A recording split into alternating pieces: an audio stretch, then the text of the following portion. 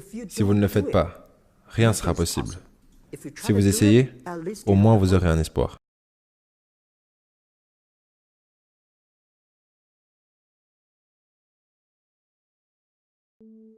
Commençons par où vous en êtes aujourd'hui. À quel point Alibaba est grand? Combien de personnes se connectent tous les jours? Combien de personnes se connectent par semaine? À quelle vitesse grandissez-vous? Nous avons plus de 100 millions d'acheteurs qui se connectent à notre site tous les jours. Et nous avons créé 14 millions d'emplois en Chine, directement et indirectement. Et nous sommes passés de 18 personnes à 30 000 personnes. 18 personnes dans mon appartement et maintenant nous avons un campus entier. En comparaison à 15 ans en arrière, nous sommes grands. Mais en comparaison à 15 ans plus tard, nous sommes juste un bébé. Vous avez essayé d'entrer dans 3 universités. À chaque fois, ils vous ont rejeté. J'avais essayé, il y avait cet examen que les jeunes, en fait si vous vouliez aller à l'université, vous deviez passer cet examen. Et j'ai échoué 3 fois. Mais j'ai beaucoup échoué. J'ai échoué pour les choses marrantes pour lesquelles j'ai échoué, par exemple un test en école primaire 2 fois. Et j'ai échoué 3 fois en école secondaire.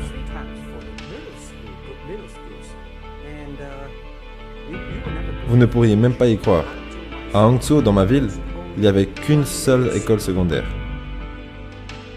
qui ne durait qu'une année. Donc on n'avait qu'une seule chance de passer de l'école primaire à l'école secondaire. Et du coup, aucune école secondaire voulait nous accepter parce qu'on était trop mauvais.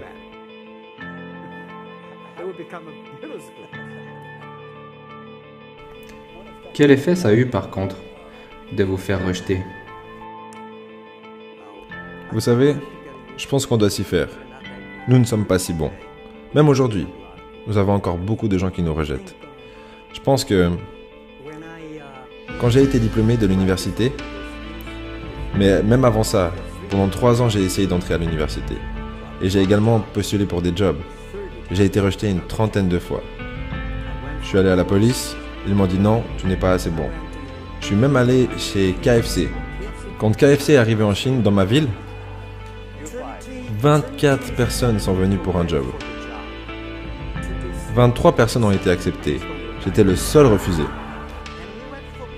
Et la même chose à la police. Sur les 5 personnes qui sont présentées, 4 personnes ont été acceptées. Et j'étais le seul gars qui n'a pas été reçu. Donc, pour moi, être mis à l'écart et rejeté...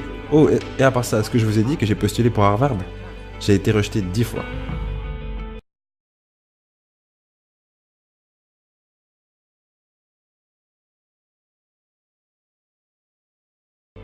Mon ami avait ouvert un petit business qui était environ 10% plus grand que cette pièce.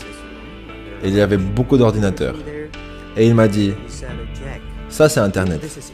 Et je lui ai demandé, c'est quoi Internet? Puis il m'a dit, cherche ce que tu veux.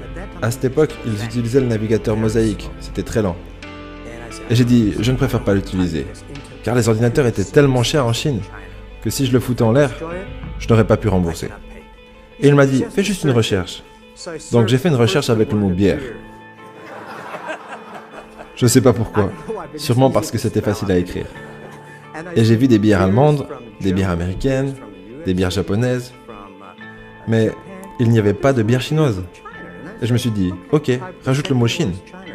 0 résultat, rien. 1995, et aucune information concernant la Chine. Donc j'en parle à mon ami et je lui dis, pourquoi pas créer quelque chose concernant la Chine? Et donc on a créé une petite page toute dégueu qui s'appelait China. C'était une sorte de traduction et du coup on était listé publiquement. Et là, on a été choqués. On avait lancé le site à 9h40 le matin et à 12h30, je reçois un appel de mon ami et il me dit « Jack, tu as reçu 5 emails ?» Et je lui dis « C'est quoi un email ?»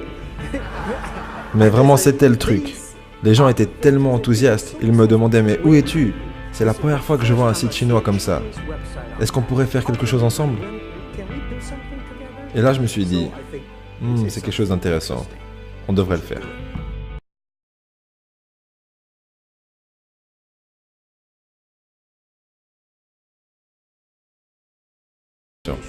Quel produit avez-vous? Qu'est-ce que moi j'ai? On parle beaucoup, mais on ne fait pas de business. Il n'y avait aucune possibilité de paiement. Et j'ai donc contacté les banques, mais aucune banque voulait le faire. Ils disaient « Ah non, ce truc ne fonctionnera jamais ». Donc, je ne savais pas quoi faire. Car si je mettais en place un système de paiement, c'était contraire aux lois financières. Parce qu'il est nécessaire d'avoir une licence. Mais si je ne le faisais pas, notre e-commerce allait droit dans le mur.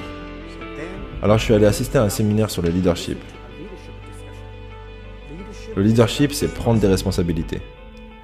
Et après avoir suivi cette présentation, j'ai passé un coup de fil à mes amis, mes collègues avec qui je vivais dans mon appartement. Et je leur ai dit, faites-le maintenant, immédiatement. Si ça se passe mal, que le gouvernement n'est pas content, si quelqu'un doit aller en prison, Jack Ma ira en prison. Parce que c'est tellement important pour la Chine et pour le monde de créer un système fiable. Mais si tu ne le fais pas, et ne le fais pas correctement, vol, blanchiment d'argent ou manque de code dans les transactions, c'est moi qui t'envoie en prison. Donc c'était ma façon de voir les choses. Et les gens n'aimaient pas ça. Mais tellement de personnes à qui je parlais durant cette période concernant Alipay me disaient « c'est l'idée la plus stupide que tu n'as jamais eue ». Et je disais « je ne pense pas que c'est stupide, du moment que les gens l'utilisent ». Maintenant, il y a plus de 800 millions de personnes qui utilisent Alipay. Au départ, quand j'étais jeune, je pensais que tout était possible. Maintenant, je sais que tout n'est pas possible. Il y a des choses auxquelles nous devons penser. On doit tenir compte des autres, tenir compte des clients, de la société, ses employés, ses actionnaires. Il y a tellement de choses. Mais si vous continuez à travailler dur, il y a des solutions. Je pense pas vraiment que j'étais très enthousiaste concernant ce qu'on faisait au départ. Durant les 5 premières années, je voulais juste survivre. Et 5 ans plus tard... C'était en 2000. Oui. Et après coup, je me suis dit, waouh, la vie de tellement de gens a été changée. J'étais tellement content. Vous savez, pendant les 2-3 premières années, nous avons fait aucun revenu. 0 revenu. Mais on était tellement motivés à continuer de travailler. Vous savez ce qui s'est passé une fois? Je me souviens, une fois quand j'étais au restaurant et que j'étais en train d'essayer de régler la note. Le propriétaire du restaurant vient me voir et me dit « Monsieur, votre note a déjà été payée par quelqu'un. » Et sur la note, c'était écrit « Bonjour Monsieur Ma, je suis l'un de vos clients d'Alibaba Group, ou plutôt de la plateforme Alibaba. Je gagne beaucoup d'argent et je sais que vous n'en gagnez pas. J'ai donc réglé la note pour vous. Si vous ne le faites pas, rien ne sera possible. Si vous essayez, au moins vous aurez un espoir. »